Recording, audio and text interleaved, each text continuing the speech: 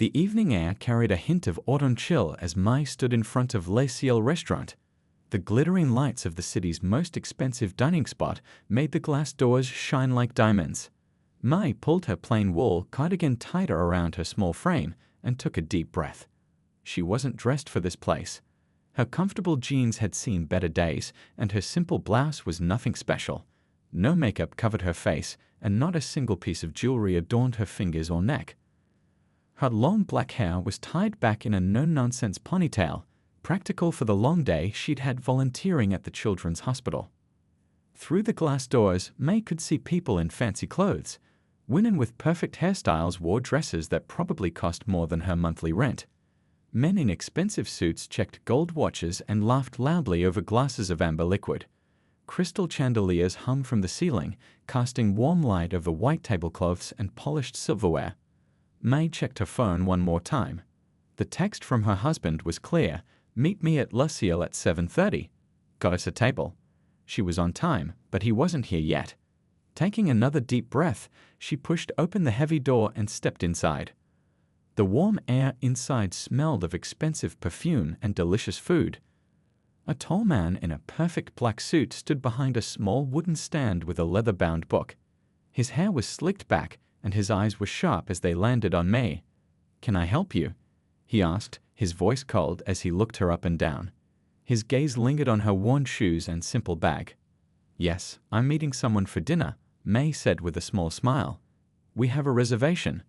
The man, the maitre did, raised one eyebrow so high it nearly touched his hairline.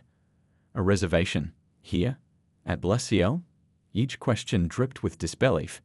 "Yes," May answered, trying to keep her voice steady. "Under the name Chen."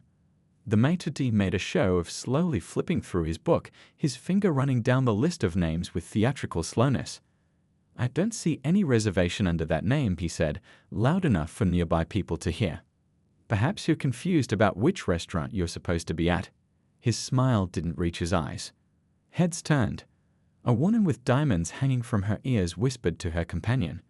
Two waiters standing nearby exchanged glances and snickered behind their hands. May felt her cheeks grow hot. "I'm sure the reservation is there," she insisted quietly. "My husband said he made it." "Mum." The maitre d' hummed, not bothering to look at the book again.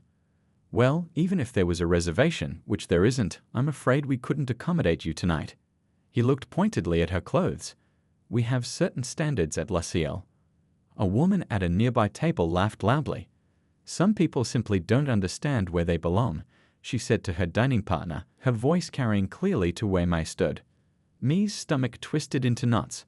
She'd faced this kind of judgment before, but it never got easier. Still, she stood her ground, thinking of her husband who would arrive any minute. "Please check again," she said. "The reservation should be there." The maitre d' sighed dramatically. "Madam, there is clearly no reservation. Le Ciel has a 6-month waiting list. People who dine here know that." His voice dripped with condescension. "Perhaps the cafe across the street would be more." He paused, looking at her simple outfit again. "Appropriate for you." More people were staring now. Two businessmen at the bar weren't even trying to hide their amusement. A waiter walked by and rolled his eyes at a colleague. May felt like she was standing on a stage under a spotlight, being judged by everyone in the room. Just as she was about to speak again, the phone at the maitre d's stand rang. He picked it up with an annoyed expression, but as he listened, his face changed. First confusion, then shock, and finally something that looked like fear crossed his features. "Yes, sir." "Of course, sir. Right away, sir," he stammered into the phone. His eyes darted to May, wide with sudden recognition. The phone call ended, and everything changed. The maitre d' put down the phone with trembling hands. His face, once filled with scorn, now wore an expression of pure panic. He looked at May as if seeing her for the first time.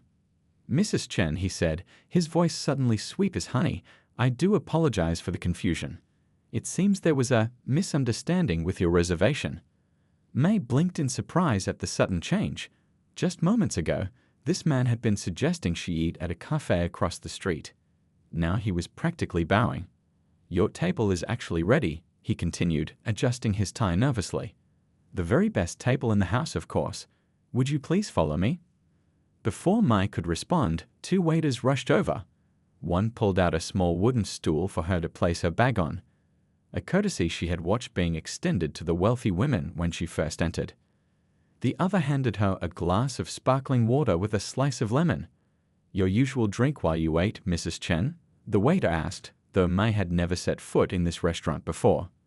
The same people who had been staring and whispering now looked confused. The woman who had made the cruel comment about knowing where you belong suddenly became very interested in her menu. "I think there's still some confusion," Mai said quietly. "I was told we had a reservation, but you couldn't find it. Now suddenly there is one. What changed?" The maitre d' laughed nervously, his eyes darting toward the door and back to Mai. "Just a small computer error, Mrs. Chen. These things happen, even at La Ciel. Now, if you'll just follow me to your table." But Mai stood her ground. The humiliation she had felt moments ago was still fresh. "No," she said firmly. "I want to know what that phone call was about. Who called you?" A bead of sweat formed on the maitre d's forehead. The restaurant had gone oddly quiet, with nearby diners straining to hear the conversation. It was just a call from management," he stammered. "A reminder about your reservation." "Management called you about my specific reservation?" Mai asked, crossing her arms. "That seems unusual." Two more staff members appeared from nowhere. One, a woman in a black dress who seemed to be a manager, stepped forward. "Mrs. Chen, we are so honored to have you dining with us tonight," she said, glaring briefly at the maitre d'. "Your husband called to confirm you had arrived safely. He was concerned when you weren't seated immediately." So that was it. Her husband had called. But how did they know who she was married to? And why did it matter so much? "My husband called," Mai repeated slowly, watching their faces, "and suddenly I'm welcome here." The manager's smile faltered. No, you were always welcome, of course. It was just a misunderstanding about the reservation system." The maitre d' nodded eagerly. "Yes, a technical error. Very unfortunate." A waiter appeared with a glass of expensive champagne that Mai hadn't ordered. "With our compliments," he said with a deep bow. The same people who had smirked at her simple clothes now watched with curious eyes. Some were whispering behind their hands, but these whispers were different, urgent, questioning. Mai could practically see the wheels turning in their heads. Who was this ordinary-looking woman? Why was the staff suddenly treating her like royalty? The woman with the diamond earrings was now openly staring, her fork suspended halfway to her mouth. Her dining companion leaned across the table and whispered something that made her eyes widen. "Mrs. Chen," the manager said, gesturing toward the back of the restaurant, "your table is ready whenever you are. It's our finest spot, private, with a view of the garden. Your husband requested it specifically." Mai took a sip of the champagne, buying time to think. She wasn't used to this treatment. The same staff who had looked at her with disdain minutes ago were now hovering around her like anxious butterflies. "My husband will be joining me soon?" she asked. "Yes," the manager nodded quickly. "He said he was just a few minutes away. Shall we seat you now?" Just then, the front doors of the restaurant opened. All heads turned to look. A hush fell over the restaurant as a tall man in a perfectly tailored navy suit walked through the door. He wasn't flashy, no gold watch, no designer logos, but something about him commanded attention. His presence filled the room like a quiet storm. This was Li Wai-chen, though most people in the business world simply called him Mr. Chen. His eyes, sharp and intelligent, scanned the restaurant until they found Mai.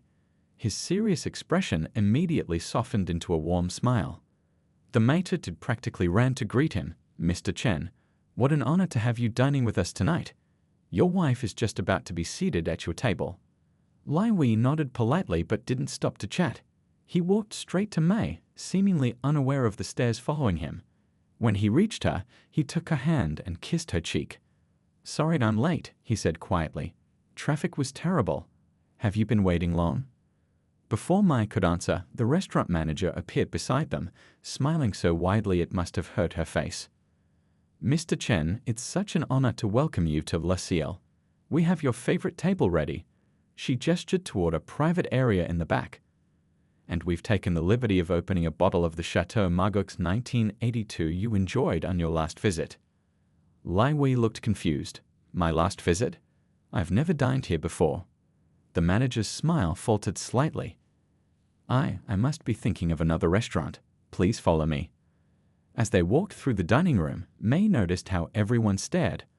The woman who had made the rude comment earlier now looked like she had swallowed something sour.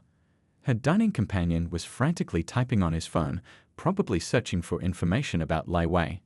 Who is he? May heard someone whisper. That's Chen, another voice answered in awe. The tech billionaire. He just bought the entire block this restaurant sits on. And that woman is his wife, came another shocked whisper. May felt Li Wei's hand on the small of her back steady and reassuring. He had no idea what had happened before he arrived. He hadn't seen how they treated her. He didn't know about the sneers and whispers, the suggestion that she eat somewhere else. Should she tell him? They reached a beautiful table set apart from the others, with a view of the restaurant's private garden illuminated by tiny lights. A waiter pulled out May's chair, while another unfurled a napkin and placed it carefully on her lap. A third appeared with menus bound in soft leather. The chef would be honored to prepare anything you desire, even if it's not on the menu, the waiter said with a deep bow. Lai Wei looked at his wife. This is quite the welcome. Did you call ahead and tell them it was your birthday or something? He smiled, clearly joking. May hesitated. Should she tell him about the humiliation she had experienced? How they had judged her by her simple clothes and lack of jewelry?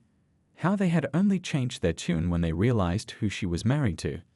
The service here is very attentive, she said finally. Lai Wei raised an eyebrow slightly. He knew her well enough to sense something was off. Is everything okay? He asked quietly, reaching across the table to touch her hand. Before she could answer, the sommelier appeared with an extremely expensive bottle of wine. Mr. Chen, would you like to taste the wine? He asked, showing the label to Li Wei. That looks wonderful. Li Wei nodded, then turned back to May.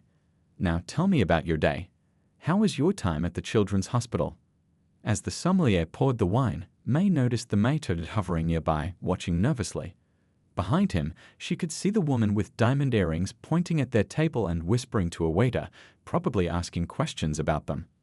The hospital visit was good, May began, trying to focus on her husband and not the circus around them. The kids loved the story time. There's this one little girl though. She was interrupted by the restaurant owner himself, a famous chef who had apparently been summoned from the kitchen.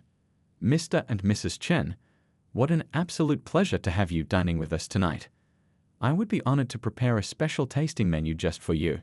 On the house, of course. Lai Wei looked increasingly puzzled by all the fuss. He glanced at May, a question in his eyes. Something was clearly going on, and he was starting to realize it. Thank you, he said to the chef, but we haven't even looked at the menu yet. Perhaps you could give us a few minutes. The owner backed away with multiple bows. Of course, of course. Take all the time you need. Your server will be right here when you're ready. When they were finally alone, Li Wei leaned forward. May, he said softly, what happened before I got here? A hush fell over the restaurant as a tall man in a perfectly tailored navy suit walked through the door. He wasn't flashy, no gold watch, no designer logos, but something about him commanded attention. His presence filled the room like a quiet storm. This was Li Wei Chen, though most people in the business world simply called him Mr. Chen. His eyes, sharp and intelligent, scanned the restaurant until they found May. His serious expression immediately softened into a warm smile. The maître practically ran to greet him. Mr. Chen, what an honor to have you dining with us tonight. Your wife is just about to be seated at your table. Lai Wei nodded politely but didn't stop to chat.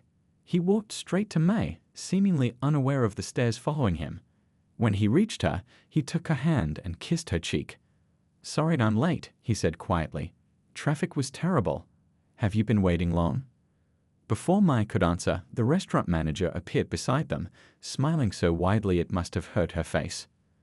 Mr. Chen, it's such an honor to welcome you to La Ciel. We have your favorite table ready. She gestured toward a private area in the back. And we've taken the liberty of opening a bottle of the Chateau Margaux 1982 you enjoyed on your last visit. Lai Wei looked confused. My last visit? I've never dined here before. The manager's smile faltered slightly. I must be thinking of another restaurant. Please follow me. As they walked through the dining room, May noticed how everyone stared. The woman who had made the rude comment earlier now looked like she had swallowed something sour.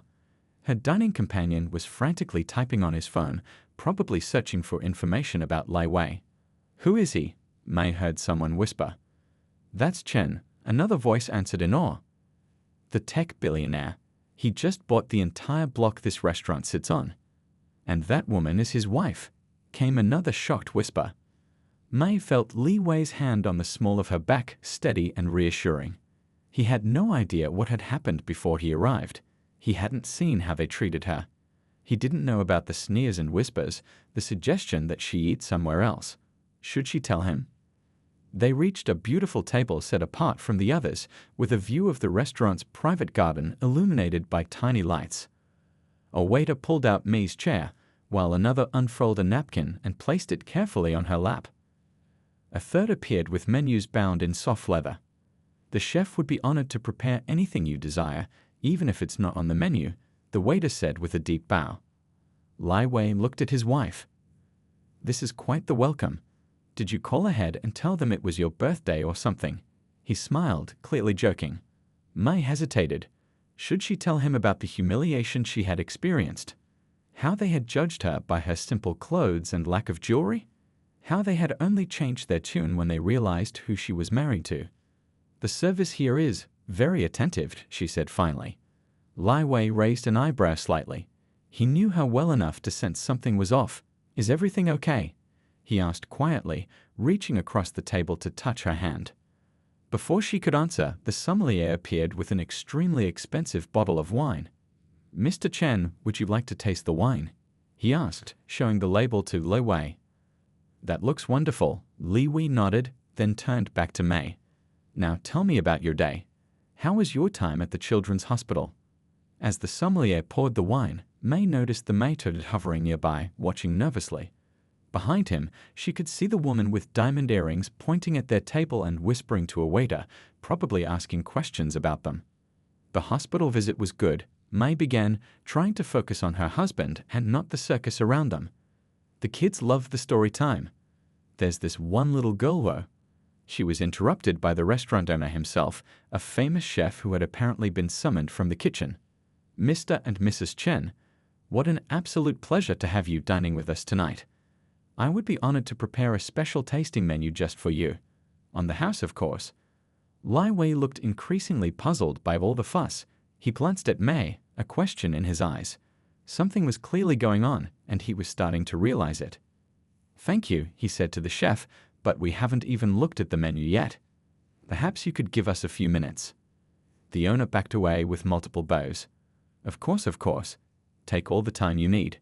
Your server will be right here when you're ready." When they were finally alone, Li Wei leaned forward. "May," he said softly, "what happened before I got here?" May looked into her husband's concerned eyes. Lai Wei had always been able to read her emotions, even when she tried to hide them. 20 years together had given him that ability.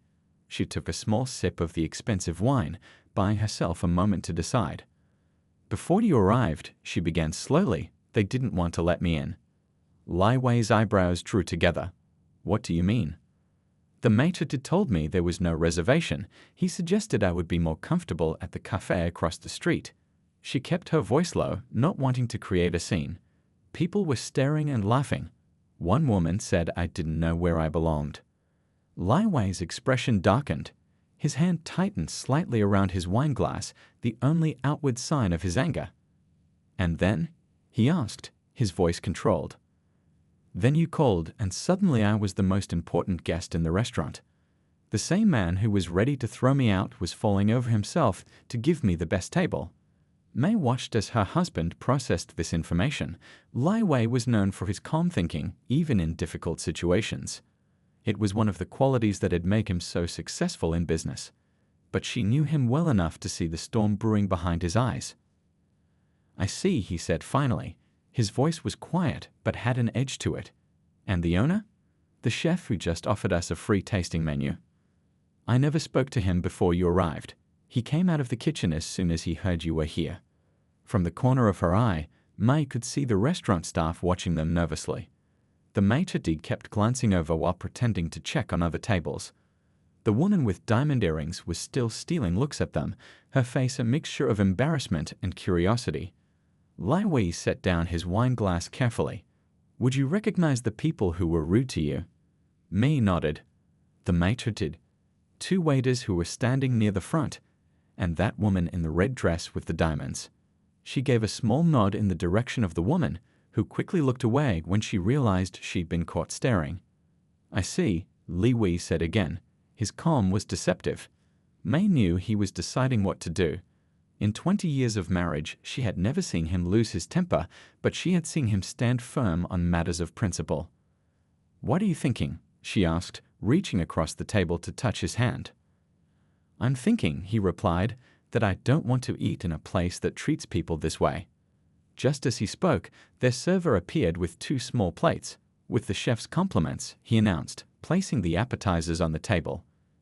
A truffle amuse-bouche to begin your dining experience. Lai Wei looked at the elaborate food presentation, then back at his wife. I've lost my appetite, he said quietly. Have you?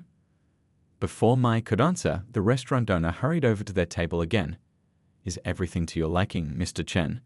I've instructed the kitchen to prepare several special dishes just for you and your lovely wife. Lai Wei turned to face the owner. His voice remained quiet, but there was steel beneath the softness.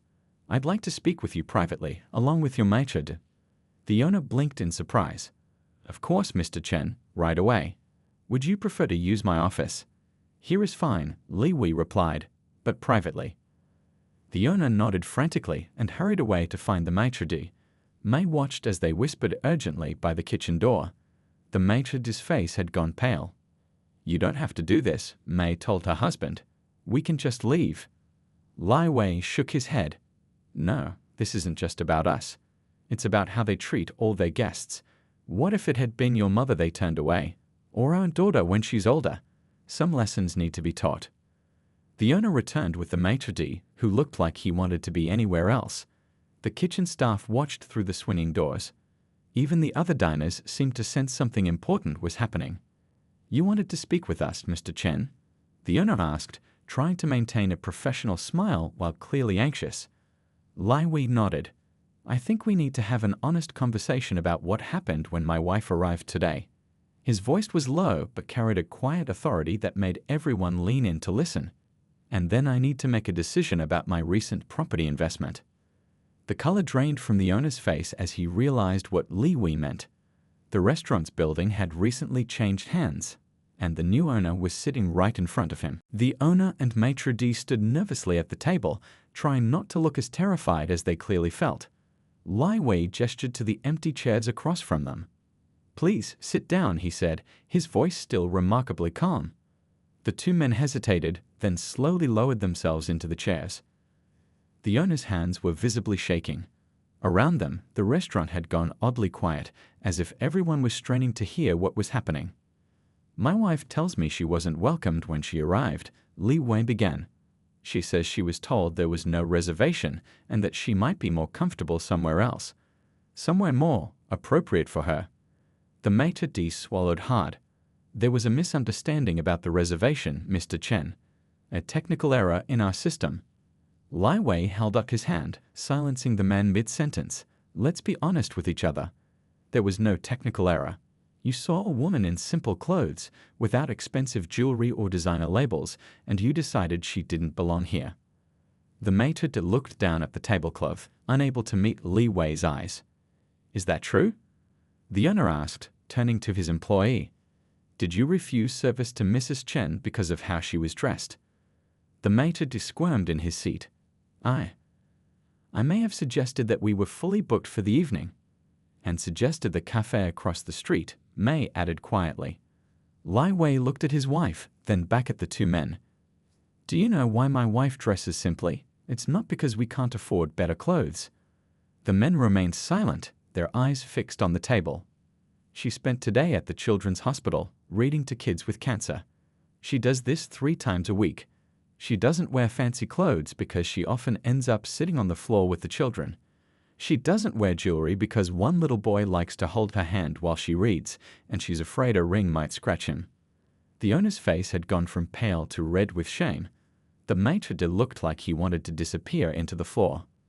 My wife drives a 10-year-old car and carries a simple bag not because we can't afford luxury, but because she chooses to donate most of her personal budget to the hospital foundation instead.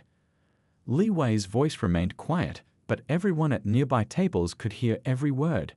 The woman you decided wasn't good enough for your restaurant has probably done more good in one day than most people do in a year. May reached over and put her hand on her husband's. Li Wei, it's okay. You don't need to. No, they should know, he said, squeezing her hand gently. They should know that the worth of a person isn't measured by what they wear or what car they drive. The owner cleared his throat. Mr. Chen, I want to personally apologize for how your wife was treated. This is not the standard we aim for at La Ciel. I promise you that. Don't promise me anything, Li Wei interrupted. I'm not the one who was humiliated. All eyes turned to Mai.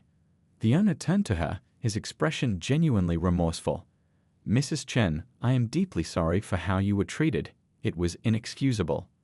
The maitre d' finally looked up. I behaved terribly, Mrs. Chen. There's no excuse for how I acted. May studied their faces. Their apologies seemed sincere now that they understood the situation, but would they have felt the same remorse if her husband hadn't turned out to be their landlord? Would they have apologized to any ordinary person treated the same way? Thank you for your apologies, she said finally. But I'm not the only one who deserves them. Li Wei nodded, understanding her meaning immediately. How many others have you turned away because they didn't look wealthy enough? He asked. People who saved for months to have a special dinner here, only to be told they didn't belong. The question hung in the air. A few tables away, the woman with diamond earrings was watching with wide eyes, her meal forgotten. I don't know, the owner admitted, but I intend to find out and make it right. Li Wei studied the man's face, seeming to weigh his sincerity. As you may know, I recently purchased this building. I was planning to keep all the current businesses in place, including this restaurant. The owner held his breath, waiting for the other shoe to drop. I still plan to do that, Li Wei continued, but with one condition. Anything, the owner said quickly. Whatever you want. Li Wei looked at his wife, and a silent understanding passed between them. 20 years of marriage had given them the ability to communicate without words. May nodded slightly. We have some ideas about how this restaurant could serve the community better, Li Wei said. And tomorrow, we're going to talk about them. The next morning, sunlight streamed through the large windows of Le Ciel's dining room. Instead of elegant diners in expensive clothes, the restaurant was filled with people in business attire. The owner had called an emergency meeting of all staff, everyone from the executive chef to the dishwashers. Li Wei and Mai sat at the head table. Unlike yesterday, May now wore a simple but elegant blue dress. She still had no jewelry except her plain wedding band, but there was a quiet confidence in her posture that commanded respect. Thank you all for coming, the owner began, his voice slightly shaky. As some of you may have heard, we had an incident last night that made me realize we need to rethink how we operate. The staff exchanged nervous glances. Rumors had spread quickly after the confrontation. The maitre d' sat in the back row, his eyes fixed on the floor. Before I continue, I want to introduce Mr. and Mrs. Chen. Mr. Chen is our new landlord, but more importantly, he and his wife have some ideas that could transform our restaurant. Li Wei stood up, taking Mi's hand as she rose beside him. Good morning, he said. My wife and I have been talking about what happened yesterday. We could focus on punishment, firing people who behaved badly, raising the rent, even closing this place down. A worried murmur spread through the staff. But that's not why we're here, Mai spoke up, her voice gentle but firm. We're here because we believe in second chances, and because we see potential in this restaurant beyond just serving expensive meals to wealthy people. The tension in the room eased slightly. The owner nodded encouragingly, clearly relieved that his restaurant wasn't about to be shut down. La Ciel is known for having some of the best food in the city, Li Wei continued. Your chef is talented. Your staff is well trained. But yesterday showed us that something important is missing, heart. A young waitress in the front row nodded slightly, as if she had thought the same thing many times before. So here's our proposal, May said. Every Monday, when the restaurant is normally closed, we want you to open your doors to a different kind of guest." The owner looked confused. "What kind of guest?" "Children from the hospital where I volunteer, their families, veterans from the downtown shelter, college students who are studying culinary arts but could never afford to eat here." The staff looked at each other, surprised by the suggestion. "You want us to serve free meals once a week?" the owner asked. "Not exactly," Li Wei clarified. "We'll pay for the food and staff time. Normal wages, normal food costs. But we want your team to create special experiences for people who would never otherwise get to enjoy a place like this." The head chef, who had been quietly listening from the side, stepped forward. "I love this idea," he said, his voice gruff with emotion. "My mother was a cleaner all her life. She never got to eat in a fancy restaurant. I would be honored to cook for these guests." The young waitress raised her hand timidly. "I have another idea, if that's okay." When May nodded encouragingly, she continued, "What if we also offered cooking classes? I know the local community college has a culinary program, but many students can't afford the practical training they need." Lai Wei smiled. "That's exactly the kind of thinking we're hoping for." The owner, seeing which way the wind was blowing, jumped in.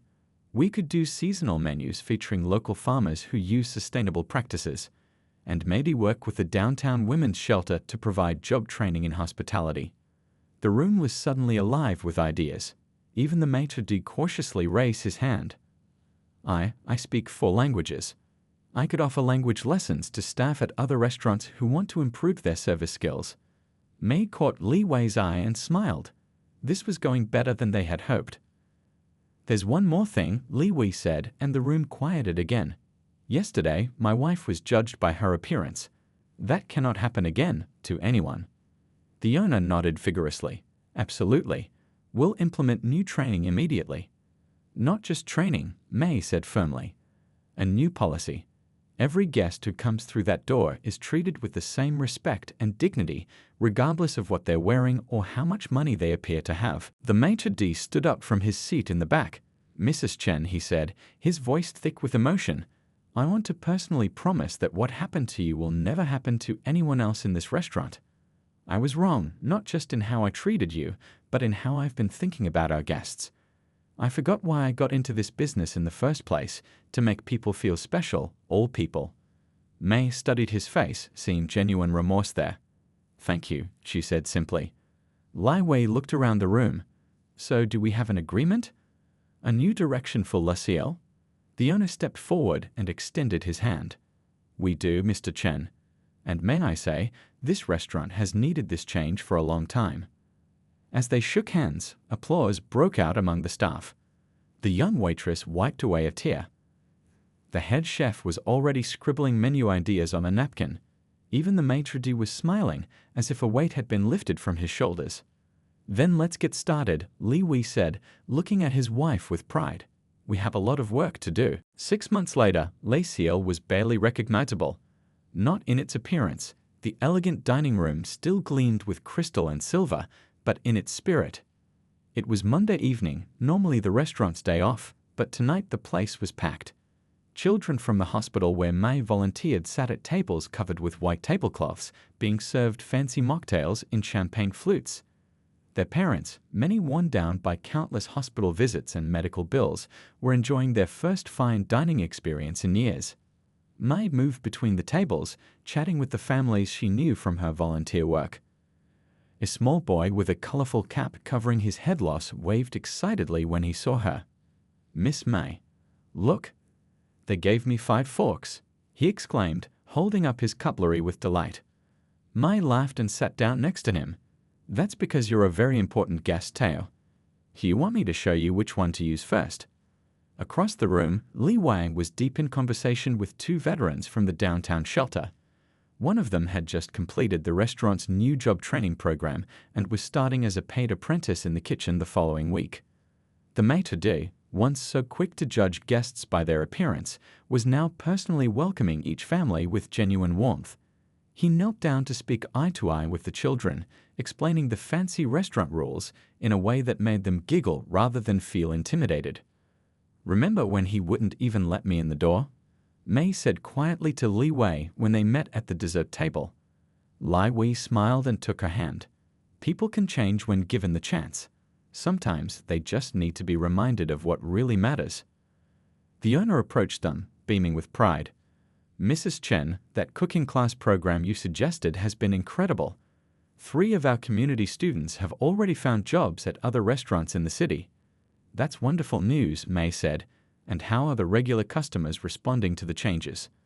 The truth was, not all of the restaurant's wealthy regulars had embraced the new direction. Some had complained about the community programs, worried that Lesiel would lose its exclusive appeal. A few had even taken their business elsewhere.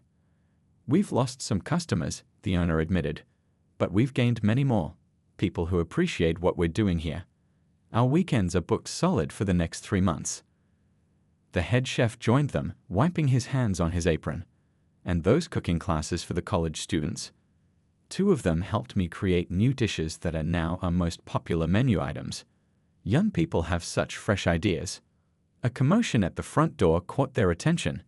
The woman with diamond earrings, the one who had made the cruel comment about Mai 6 months ago, was standing in the entrance, looking uncertain. The maitre d' approached her cautiously. "Good evening, ma'am. How may I help you?" The woman seemed surprised by his friendly tone. I heard about what happens here on Mondays.